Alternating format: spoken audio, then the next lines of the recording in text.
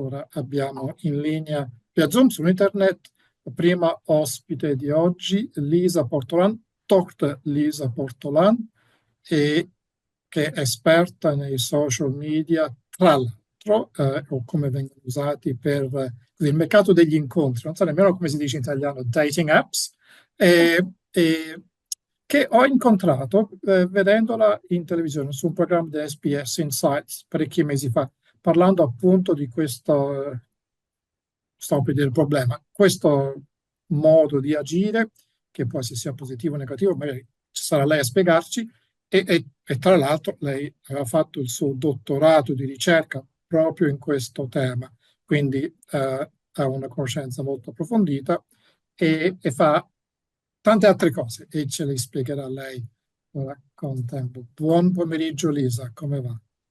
Buon pomeriggio, tutto a posto qua? E lei come sta? Sto benissimo. Non ho detto Lisa da dove ci raggiunge. Dove stai? Io sto a Sydney. A Sydney. E quindi ho detto hai fatto il dottorato di ricerca al UTS, University of Technology Sydney? Io ho fatto il mio dottorato a University of Western Sydney, Okay. Institute of Studies, e poi adesso sono anche a UTS come tutor. E fai altre cose, ho visto che hai scritto vari libri. Infatti, ho scritto qualche libro su diversi temi, quindi dating apps è una delle cose che io ho studiato e è una cosa che comunque in società è molto importante e che tante persone si interessano di adesso. Quindi uno dei miei libri è sui dating apps, ma ho scritto anche su happiness, su vari temi.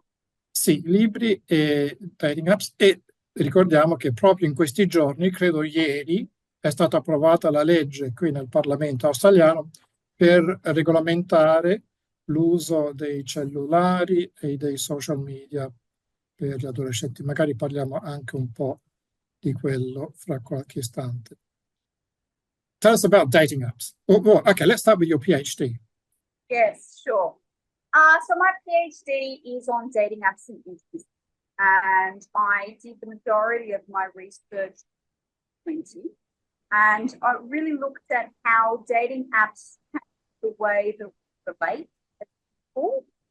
So once we remove the face-to-face contact, how does this develop via a dating app and via the online domain? I looked at security elements as well from a dating app perspective, from a perspective of women and more vulnerable audiences, and safety from a dating app perspective. Very problematic, and as you probably know, recently a voluntary dating app code has been applied in Australia to the dating apps themselves. So this is all part of the regulation that's going on at the moment with the spaces of social media and in this case dating apps. And I looked at, I guess, the way that dating apps have changed love and whether or not they have created a market of people that are constantly looking for the next best thing, and whether it sort of devalued the idea of relationships and intimacy. Okay. Several interesting questions there. And yes. when it's interesting when people ask, say, you do a PhD on something, say dating apps, or in my case, business models, the reality is that's just a reflection of the underlying issues that you are studying. So what you're studying was interpersonal relationships. Yes. Yep. And you said security and safety. Let's start with security and safety, because that's also the driver behind this new act that's been approved. What? Yeah, my work basically in 2020 found that the majority of women and vulnerable audiences on dating apps had encountered abusive behaviours. And they can vary from anything from, receiving an unsolicited image or an abusive text all the way down to stalking. So quite aggressive sort of ways of behaving in the online and then face-to-face environment. And so way back when I did my research, the issue was that people were reporting these problems to the dating apps and reporting the abuse to dating apps, but nothing would happen. So there was no relationship between dating apps and, for example, the police or legislative bodies or anything like that to kind of continue the dialogue and to actually have punitive measures in place for people that were behaving that way in the online environment. It was very much a kind of a cowboy space. Okay, so that's what you're saying is reflecting really the driver behind this new act, but for adults. So, it looks like you need legislation and enforcement to make things happen. Yeah, absolutely.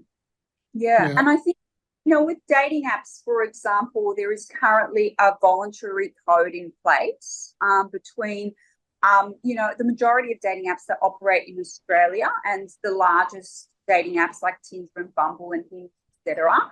And some of the measures they've put in place are things like the need for greater authentication from users. So, for example, there was a real prevalence of catfishing and, not knowing who the other person was on the other side. So greater sort of level of authentication of users. The next one is really around dating apps collaborating with law enforcement agencies as well. So if they discover behaviour that's going on in the online domain that is abusive, they can report it to the various law enforcement agencies as they see fit.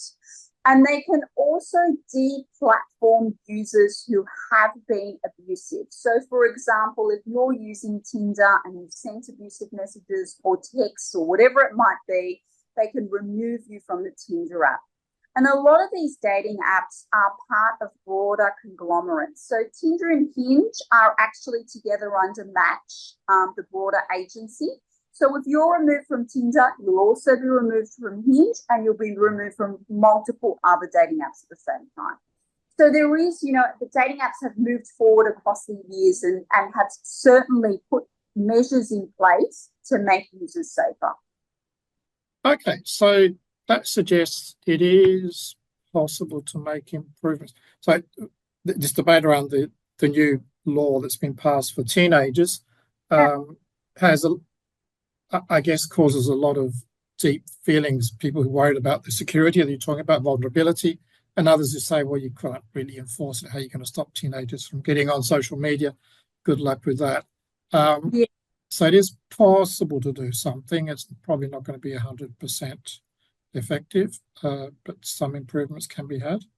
Yeah, absolutely. I think this new legislation around teenagers and social media, etc., has been highly problematic. But at the same time, there is a lot of cause of concern within the mix, right? So, I think that most parents would indicate that they are concerned about their teenagers being in the online space. They're concerned about things like bullying, through to stalking, through to all sorts of behaviours that can go on. And I think a recent study that was conducted in Australia indicated that 77% of parents, so the vast majority, were in favour of putting a legislative code in place to actually ensure that there was some sort of legislation here. Yeah, that's the parents. Wonder what the kiddies think. Actually, in a couple of weeks' time, I'll be talking to Leonardo Pugliese, who is himself actually still a teenager, but has done very well to gather a strong followership for his online news. Yes. So, yeah. It's very much a counter argument with that as well, in terms of independence, in terms of how do you police that stuff, in terms of the behaviours that go on in an online domain are often reflect that face-to-face as well. So it's part of a broader societal issue and not just an online element. Yes. Okay. Now we'll have to have a short break for some messages from our sponsors. Then we'll come back to talk to them. We might go on to that topic you mentioned love and how love is impacted by these apps. Big topic, love. By the way, how do you describe love in a PhD? Oh, Did you get to that? it's a very tricky one, isn't it? Yes. Look, I mean, love is reflected in a lot of different ways. It doesn't necessarily have to be, a long-term relationship per se. It can be all sorts of, but certainly for purposes of my career, it was framed with romance. Yes. Okay. Yeah. And so what are your thoughts, having done all this work, on how these apps are changing this part of human behavior? I think dating apps are certainly changing romantic love, and I think sometimes they are kind of a silly sort of fluff and not relevant. But in the majority of cases, and so they've had an impact on how actually love comes about, how it progresses. And that's one of the things about dating apps. They're kind of free relationship. You scroll through, there's always someone else on the other side. There's always accessible people. So I guess to some degree, kind of removes this idea that there's just one person. There's always other people there in the mix to come. And I guess so it has to some extent, and through my research, devalued the concept of the long-term relationship, because people are always thinking that the grass is going to be greener and that there could be someone else on the other side. Yes. Now you've been explaining this very clearly and simply. That I'll let you use some big words. What sort of theories were you working on? Because I know you need to have theory behind you or develop theory in the PhD. Well, I looked at all sorts of different theories, and one of them was around Derrida and his concept around hauntology and how that plays into the idea of dating apps. Because a lot of dating apps, and what occurs is actually imagined. So there's not a lot of the tangible stuff. It's a lot of messaging and imagining who that person could potentially be. A lot of people, yes, just chat online for a very extensive period of time before they get to the face-to-face element. So I looked at, Derrida's concept of hauntology and how that plays into a concept of love. How much of love is imagined and how much of love is actually tangible as well. So it was the word you used, hauntology, with an H? Correct, a hauntology. Yes. So it comes from the concept of almost like a haunting. So an idea that, that we're always imagining things, and in particular that love is largely imagined as opposed to the tangible face-to-face elements. So that was one of the concepts that, I also came up with my own theory of sorts. It was based around the Latin word animare, which means, to breathe life into, to animate, to give soul to something, right? Okay, yes. And one of the concepts that a lot of my participants talked about was the fact that on dating apps, they couldn't get a sense of someone because they always felt like the person was static. They were looking at images of this person. They were seeing a couple of words. They couldn't get this sort of what was this person actually like? And I think, to fall in love with someone, there has to also be that face-to-face element. You've got to get a sense of, does someone laugh in a particular way? How do they use their hands when they speak? What's their tone of voice like? That concept of animare, what is actually the soul in the mix, that idea of breathing life into a person. So that was one of the key issues around dating apps. People just couldn't really imagine what that person was going to be like. But in the way you've just been describing things, I'm guessing you had one-on-one interviews with people to gather your data? I did. I had one-on-one interviews with people. I had focus groups as well. I had people journaling their experiences as they were the dating apps too. So it was a combination of different data points. Yeah.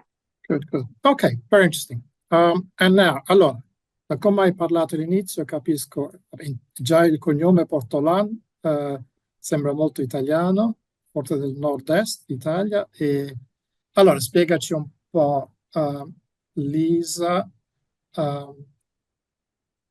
Sì, la tua italianità. Vedo. sì, i miei genitori sono da vicino di Udine in Italia e Sì, sono immigrati in Australia negli anni 60 e poi io ho anche studiato in Italia, ho studiato per qualche anno a Bologna, ma tanto tempo fa all'università e quindi ho imparato a parlare in italiano con i miei genitori, ma in casa noi parlavamo in friulano. sì, Quindi, sì, quindi poi ho imparato a parlare in italiano anche in Italia. sì. Ah, bene, a Bologna. Ok, ottimo, ottimo. Beh, complimenti. E sei stata in Italia e ho visto delle foto con bambini. Si parla Sì, italiano adesso in casa? I bambini sì, parlano? sì, e il mio pana è anche italiano e lui è calabrese, quindi c'è il nord e c'è il sud. E, parliamo in italiano con i bambini. Non sono mai stati in Italia, ma nel prossimo anno facciamo un viaggio in Italia a luglio. Sì, Quindi è la prima volta che hanno un'esperienza con l'Italia. ottimo, ottimo. Va bene, adesso vedo c'è la prossima ospite che sta cercando di entrare nello studio, io ho chiuso la porta. E allora, per finire, voglio chiedere se c'è una canzone, una musica che vorresti richiedere, che potremmo mandare in onda. Piace molto l'artista Ligabue, quindi qualsiasi canzone che lei può trovare di Ligabue, sarei felice. Francesco De Gregori e Ligabue. Alice. Ok, mandiamo in onda Alice. Quindi grazie Elisa e buon weekend. Grazie e